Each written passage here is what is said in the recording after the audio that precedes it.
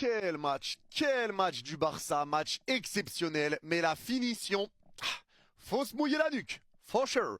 Salut les fraudes, j'espère que vous allez bien. On se retrouve pour une nouvelle vidéo. Débrief du match entre Elche et Barcelone. Victoire 3-1 du FC Barcelone dans un match qui aura été vraiment très bon du Barça, mais une finition qui aura été beaucoup plus compliquée, on va en parler. Mais aujourd'hui, tu as affronté Elche.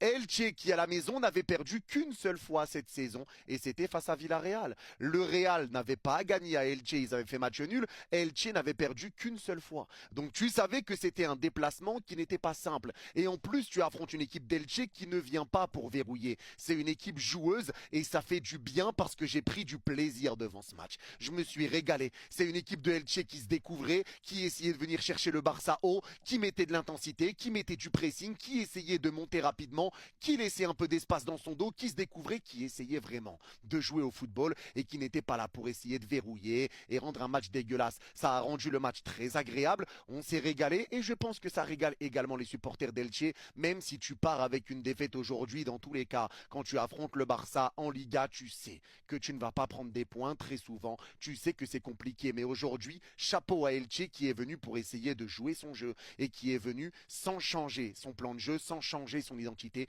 Ils sont venus pour jouer au football et bravo pour ça. Et on l'a vu dès l'entame de match, le Barça avait le ballon dans leur moitié de terrain, Elche jouait très haut, ils venaient pour essayer d'asphyxier, mais le Barça ressortait bien les ballons. Le Barça était cohérent et Baldé a été capital dans ce registre-là, où il arrivait vraiment à garder le ballon sous pression, très souvent par Pedroza, il gardait parfaitement le ballon, et tu essayais de ramener du danger sur des décalages en une touche, avec 1, 2, 3 joueurs qui décalaient le ballon en une touche, et tu partais en contre-attaque. Tu partais en 3 contre 2, 3 contre 3 ou 4 contre 3, et ça ramenait du danger pour le Barça. Mais là, la première chose que j'ai envie de dire, c'est que déjà, aujourd'hui, je pense que la présence de Koundé et Baldé, sur les 30 premières minutes du match, je vois un Koundé et un Baldé qui ne montent pas.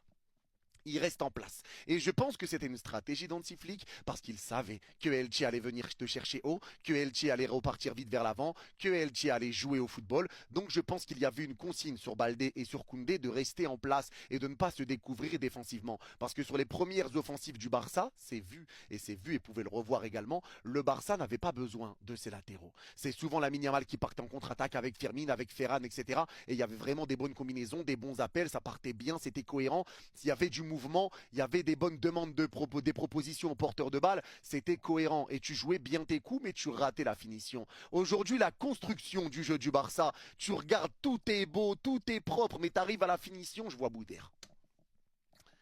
La finition, c'était Boudère. Aujourd'hui, la finition,